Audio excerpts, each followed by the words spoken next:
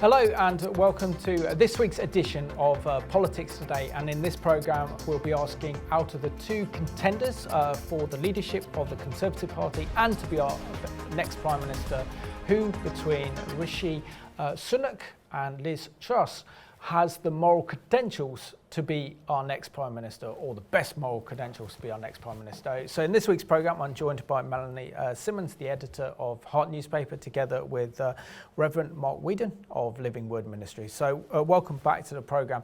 But before we discuss the kind of moral characters of our potentially next two Prime Ministers, you've got a new edition of Heart publications out. So do you want to let us, our viewers, see the front page? Yeah, thank you, Simon. So I've gone with, I felt the Lord wanted, it's very important, National Day of Prayer. Once again, you know, it's not being called by Number 10, it's not being called by Buckingham Palace or Lambeth Palace. So the same group of ministries which put on the Missing Millions Day in March is calling for this. It's on the 16th of September, and it's calling people to pray wherever they are in their churches, or if their churches won't cooperate, then to hire a hall, at least to be praying with a group in their home. We've got prayer points inside. We've got another article by Pastor Chris Whitland on preparing and storing, and giving an example from Joseph in the Bible, practical response to the prophetic warning of economic collapse. We've got an article on the fall of Babylon, how Babylon equals Western civilization. And we've got the usual prophecy today, supplement in the centre, radical faith replacing fear, etc. There we are. There we go. Excellent. So I appreciate that. So that's just come out last week, so it's brand new and it's fresh. Good to see you, Mark, on the programme as well. Now, yeah, it's been a kind of, I don't know, it's been not so much a difficult contest to see who will be the next leader of the Conservative and Prime Minister, but it's certainly one that hasn't really captured the public imagination. There doesn't seem to be much apathy or interest for this one. But I think as we assess who between Rishi Sunak and Liz Truss will be our next Prime Minister, it's essential that we actually understand what kind of Prime Minister they will be, what is their moral makeup and character, where do they stand on the big kind of moral issues, what are their issues and their views when it comes down to Israel and the Jewish people as well. So what are your thoughts on the last two remaining candidates that the Conservative members actually get to vote on starting this week? Well, yes, it's not very exciting, is it? I mean, there was a wonderful potential hope with Kemi Badenoch, I think, but probably too much of a risk for the current Conservative Party. But we are where we are, and we have to sort of look at where they stand. One, a Hindu, and the other professes to be a Christian of some sort of level. And so the moral makeup will be quite different, theoretically. But when you look at them in terms of their voting record and what they do, it's difficult for us as believers, because obviously a lot of moral issues are very important to us. But I think where we are, it's the lesser of two evils. It's the lesser of what's going to be, what can you live with, and what is something that's beyond the pale, really. So I think that's where we are, which is not great. Melanie, I've seen that you've already done an article in Heart Publications, in your Heart newspaper, looking at the moral credentials of both candidates for the leadership of the Conservative Party together, who will be our next Prime Minister. So what are your thoughts? All right, well, I'll just show out, may I show our little table, which my lovely editorial assistant intern did. And this was based on the work already done by Christian Concern and Christian Voice and others. So I would just like to make a distinction between faith and ethics and morals, because there's a whole kind of, the issue of morals in politics is very difficult, because people who are not Christian or in a post-Christian society have to go with what they think is right. And what one man thinks is right, another one doesn't. So one man thinks it's right to raise taxes or so that they can give more to help the poor. Another thinks it's wrong to take money from hard-working people. So it's a very nebulous field. But in terms of their voting records on basically the life and death issues, Rishi Sunak actually looks better, or rather least worst, because he has abstained from the key votes on making DIY abortion permanent, Actually, so did Liz Truss. But she voted for Westminster to liberalise the abortion law in Northern Ireland. She went along with the government line on that. I'm pleased she was one of many Tories who did abstain on the vote on making DIY abortion permanent, which was hastily introduced during lockdown. And assisted suicide, they both abstained from that. Liz Truss voted for revising the marriage law in 2013. Rishi was conveniently absent. And he was also conveniently absent for the mandatory vaccines for care workers, and Liz Truss voted for it. And she also voted to continue the lockdown regulations. Now, how far that's a moral conviction, how far it's just because she's part of the government and wants to keep her job, we don't know. Yeah, so Mark, should we start off with Rishi Sunak, the former Chancellor before he resigned? He was a Brexiteer. He decided that he would endorse Boris Johnson for the top job. That's why he got rewarded with the job as Chancellor. And before that, he was the Chief Secretary to the Chancellor under Sajid Javid. And then when Sajid Javid resigned, he got that position. But it seems to be that he's married into a lot of wealth. Obviously, his parents are Indian background. He was born here, born in Southampton, went to school in Winchester, and his parents did everything to give him a good education. So we see really that from his humble beginnings, he's done very well, married a billionaire, so he's very well off. But when we comes down to his politics and the fact, as Melanie read out there, that he's been absent on the major moral issues of the day, is this because he's a Hindu and this clashes with his Hindu beliefs, or is this more the fact he doesn't want to get involved in these contentious issues and make enemies for himself within the Conservative Party? Well, I think Melanie's right in sort of differentiating between faith and morals and ethics. It is a difficult area. And in some ways, there are some positives to not actually voting on these areas, because really we ought not to be looking at moral issues, but governing. The MPs should be governing the country rather than changing laws. And what we've seen for 20 years and more is laws being changed all of the time, and unfortunately in the wrong direction usually. So now we're in the place where we as Christians particularly want to defend certain things, particularly these life issues.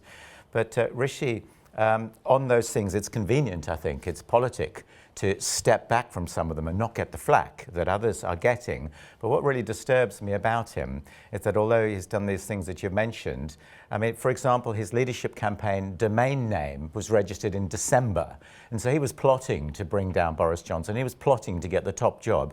And that ambition, I don't think, is right. It's good for us to remember that ministers of the Crown are ministers. I mean, that's a Christian word. That's a Bible word, servant. And the Prime Minister is the prime servant of the country. And ambition is a problem, I think. And that's what we see in the Conservative Party time and time again, which is why we get the regicides that happen.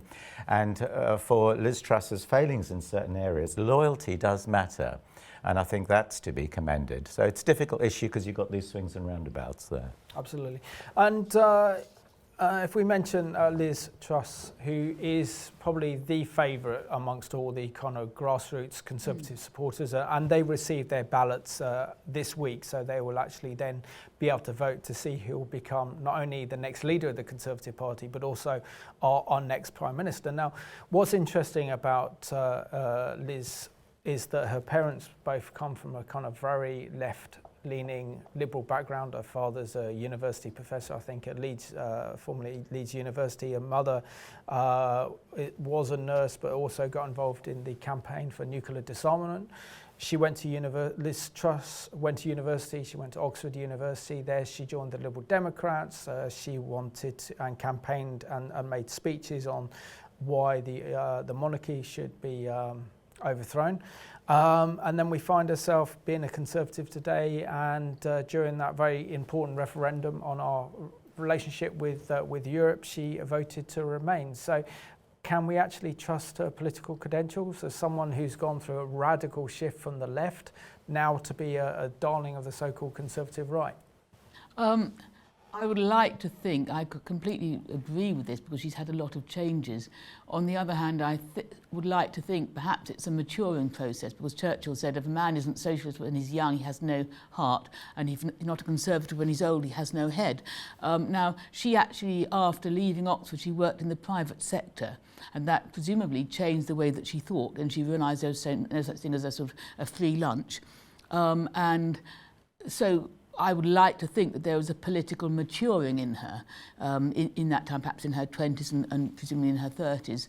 And she entered politics quite young, officially, well, as a Tory candidate.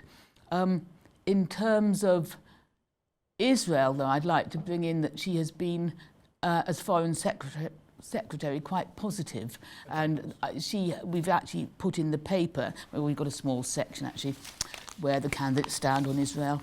Anyway, but they're both positive on Israel, actually, and Rishi's spoken warmly in the Commons about the Jewish community in Britain and all they've contributed.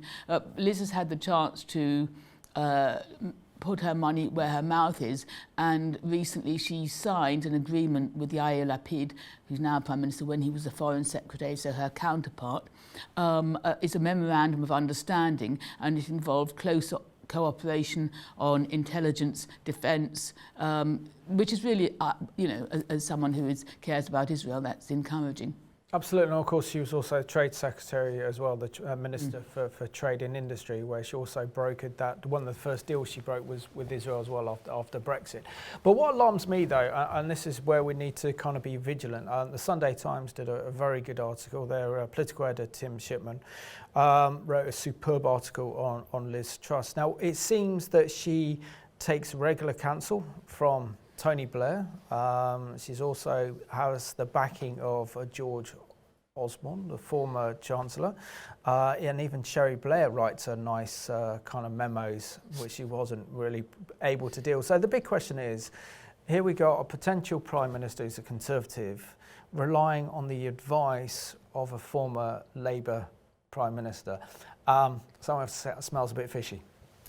Yes, I think as Christians we should not be naive and think, well, here's a good candidate or here's something that we like. And we do need to recognise that although we live in a democracy, there are powers behind the throne. There are forces at work and there are deals that are done. And it's been said of politics that it's the art of the possible. And so there are fishy things. And what concerns me as well is that with Tom Tugendhat endorsing her so strongly and so warmly now, he was at the Bilderberg meeting a couple of months ago. And so there is an agenda that's supranational.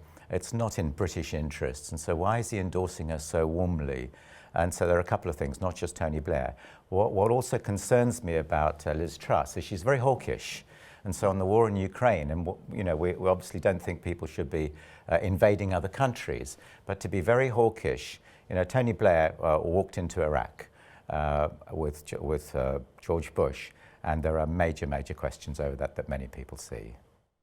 Melanie, also, regarding her character as well, it says that she's incredibly ambitious, and the article in the Sunday Times points out that her main aim is to be accepted and for people to take her seriously. So we're looking at a very, very kind of driven individual, and she wants to be the Prime Minister for educational reform, because she felt her own experience going to a comprehensive school in Leeds, originally coming from Paisley, just outside of Glasgow, moving to Leeds. She faced a lot of difficulties, struggled with school. She had to really fight to get into Oxford. So she wants to be the Prime Minister that puts education on the agenda, which is not a bad thing. But I don't see the same sort of vision for the country and what kind of Prime Minister coming from Rishi. Yes, I think Rishi's got bogged down in tax issues. He had a real grilling from Andrew Neil the other day, and I didn't watch it, but I read a brief report in The Spectator, and apparently he's very brave to take this on, and he had a load of provocative questions fired at him in the first 10 minutes, and he kind of got through it, whereas Liz Truss has said, no, I won't risk that. I won't, subject myself to Andrew Neil's interviewing, or presumably other tough interviewers. So she wants to keep her position as being slightly above the fray in that respect, whereas Rishi perhaps feels he hasn't got any choice but to go and face the tough people and to prove his mettle. So he does seem to have got bogged down in the tax and financial stuff, which is understandable. And also he's now being accused of doing a U-turn in now talking about dropping 4 pence in the pound by 2029. Who knows what will have happened by 2029? What about the UN's Agenda 2030? You know, we might have all sorts of electric green stuff forced on us by then. So doesn't seem very practical. So yes, Liz Truss is talking about defeating the Russians. Hello, you know, have you seen the size of our army? And we're busy training Ukrainians. They're supposed to be losing about 500 men a day, which is just horrendous. We don't hear about that.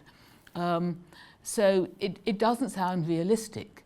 And I completely agree with what Mark said about Tony Blair taking us into Iraq. I mean, he's got been widely criticised for that.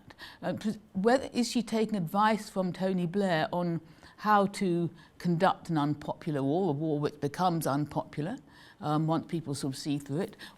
Where is what's the advice about? So that is a concern.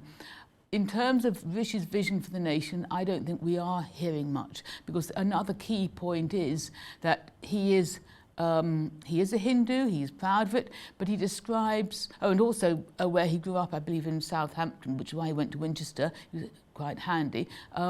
He is described as royalty, and he's a Brahmin, of course, which is the top caste of Hinduism. So he's described Britain as a secular country. What does that mean? But what about our, 2,000 years of Judeo-Christian tradition, which has shaped us and given us our understanding? There's roots there to look at and to consider. What is his view of Britain? Absolutely. We need to ask Rishi that, because I don't think I know. And Mark, I just want to just pull out some of the points that Melanie just made, really about Rishi Sunak's Hindu background. Now, living in a kind of now a post-Christian pluralist society, for the vast majority of the British public, it doesn't really matter what faith background they are, as long as they kind of do a good job. But as Christians, this would be the first non-Christian Prime Minister that we've probably had in this country, wouldn't it? Well, I think we've had a Jewish Prime Minister, haven't we? Yeah, Messianic, Benjamin Disraeli, yes. yeah. But yes, non-Christian in the sense of clearly another faith. I think there is significance in that. I mean, at one level, we are a secular nation publicly, but our constitution, our ethos, our heritage is Judeo-Christian, and there is great value in that. And actually, we had the Ten Commandments as the basis of our law for 1,000 years from Alfred the Great. And we need to recognise that, and it's in the coronation oath, still just, while the Queen is alive anyway. And so we want to see some sort of Christian input maintained. And what I actually think is very important for us who are believers is we don't have an obvious choice for a good leader. It is the least worst option, but we must remember what King Solomon taught in the book of Proverbs. He said, the heart of the king is in the hands of the Lord, and he turns it wherever he wishes, like watercourses. And that means it's down to us as the church that we really need to be praying for what happens and for the leader. And the things that we're discussing, while they matter and they're important, and we have a strong view ourselves, we've got to look to the Lord that he will be guiding and restraining the leadership that will come about. Amen. Because Melanie, I draw a lot of hope from what's happened in the United States. For many evangelical Christians on the right in America, the election of Joe Biden was devastating.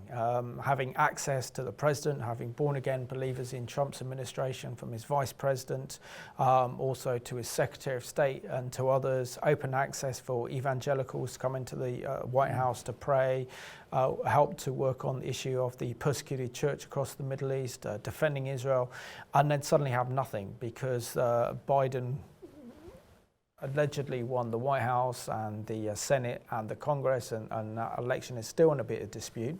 And it looked bleak, but yet we saw the overturning of Roe v. Wade by the US Supreme Court, which is the biggest kind of moral victory Christians have had in the States for a very long time. So even if, for example, we see that the likelihood of Liz Truss becoming our next Prime Minister and she starts pursuing a very liberal globalist agenda, there's still hope, is there not? Yes, there is hope, because it might wake up the church. Some of the church has already woken up a bit in the last 2 years. So about 20% has woken up a bit to what goes on. But it was Trump's legacy of appointing pro-life Supreme Court judges which enabled the overturning of Roe v. Wade as a constitutional right, and has now allowed states to make their own decisions. So abortion has not been banned, it's still available in certain states. Yes, in terms, if we had a Prime Minister with liberal views, it would be difficult, but then we've had Prime Ministers with liberal views for years. I mean, Theresa May was a professing Christian, but she introduced laws which were not Christian at all, really. One positive point about Liz Truss is that in the opinion of Tim Dieppe, who wrote the piece for Christian Concern, it is considered that under Liz Truss, the Equalities Ministry was less bad. It was not so bad. And I'm also encouraged by the fact that she has 2 teenage daughters, and she will see all that they are going through at school as well, and what the pressures on them, and that might help her with what is considered to be her somewhat anti-woke stance. But in terms of, for Christians, as Mark says, it's down to the church to wake up and stand up. And as the people who organised the National Day of Prayer have said, a new Prime Minister won't change things, because they also have to continue the Tory manifesto, the mandate on which Boris was elected in 2019. Absolutely. And Mark, what kind of Prime Minister do you think Rishi Sunak would be if he wins the Conservative Party leadership contest, which now looks like a long shot? He would then become Prime Minister. He comes across as being very likeable, maybe out of touch, but likable, kind of decent in his kind of behaviour, as any kind of minister or politician can be. But what are your thoughts on what kind of Prime Minister he'd make? I don't know if he'd be tough enough, though. I see him slightly differently, I think. I mean, you mentioned Tony Blair. I see Rishi Sunak as a globalist. I think he's very smooth the way he speaks. He's very slick, and he can sort of present very well. But he talks over people. He's been accused of mansplaining. Some have called him rude. And so he seems to push very hard, and he would push for the things that he wanted. I think we've lost that idea of cabinet responsibility, and that went with Tony Blair very, very clearly. We almost seemed to have a president in those days, and we might be returning to something like that if he were to be the Prime Minister. I think really there needs to be the strength of all the talents around the table that are brought to bear, and I suspect Liz Truss would do that a bit more than Rishi Sunak would. So we would get very much more of a one-man show, I think. Amanda, what were your thoughts on what a Liz Truss premiership would look like? How would she govern from number 10? And what kind of country would she set her sights on? I know that we mentioned education, but she wants to present herself as a tough cookie, no messing character, and she wants to model herself on Margaret Thatcher, but also encouragingly as well, Ronald Reagan. Yes. Well, Ronald Reagan was a president, but he presidential style, obvious, but he knew how to, I think, assemble good people. And I hope that Liz Truss would know her own areas of weakness, because she has been accused of being financially illiterate, even though her background is accountancy and she's worked in private finance. So I hope she would surround herself with all the talents, and women can be a bit better than that. I mean, sorry, in that direction. They don't want to be, top dog necessarily. Margaret Thatcher was good at that, although she was accused of dominating her cabinet. But she did listen to everyone, and she got people's opinion. In terms of what her government would be, it's very hard to say, because there are the moral issues, what we call moral, or faith and ethics issues. Where would she be on that? Would it be a cabinet majority vote on things? What would happen? because of the other influences that Mark has talked about, it's very hard to know whose agenda is she running. Is it the Boris's agenda or the current manifesto? Is it the globalist agenda? Because if she's taken advice from Tony Blair, she's also been one of the guest speakers at the World Economic Forum, as has Rishi Sunak. Whose agenda is it? We don't know. Which is a big question. And Mark, how should our viewers be praying for the leadership contest of the Conservative Party to determine who will be our next Prime Minister? And then got the prospect of another general election in 2 years' time. And yeah, doesn't fill me with hope. No, I think we should be praying to the Lord for mercy, not for what we deserve, but we need God's grace. That God would restrain. I mean, it might be that a hung parliament might be good for us and that not much get done in a couple of years' time.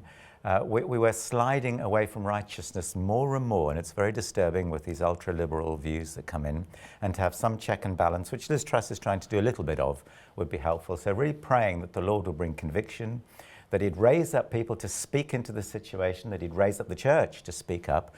You know, we have very senior clerics who seem to miss the point all too often. But God is still sovereign on the throne, and we need to look to him, that he will work righteousness. Absolutely. And how would you guide our viewers to pray regarding the situation facing our country and the prospect of a new Prime Minister on the 5th of September? I think we have to come before the Lord in repentance. I mean, there is the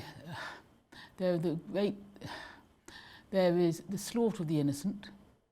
I mean, we speak today, there's the idea of this boy Archie Battersby having his life support turned off, which our health service calls treatment. I call it food and water. There are deep moral issues, and I agree with Mark. We just have to ask the Lord's mercy. That's what the day of prayer on the 16th of September will be about.